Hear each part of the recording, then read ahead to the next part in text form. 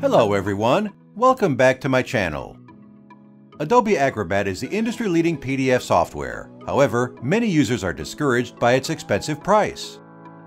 In this tutorial, we will introduce you to PDFelement, the best Acrobat alternative PDF editor. As a comprehensive PDF editor, PDFelement comes with the usual set of functions that include PDF editing, viewing, and printing.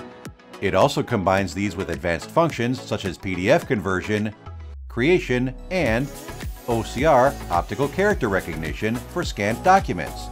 You will also be able to make use of its time-saving batch process that can be used to convert, create, and OCR, add watermark, and protect multiple files at once. Forms and templates can also be accessed through this application. Apart from being multi-featured, PDFelement is also multi-platform, offering support for Windows, Mac OS, iOS, and Android platforms. You can get all that you need with PDFelement. If you found this tutorial helpful, please don't forget to like the video and subscribe to our channel.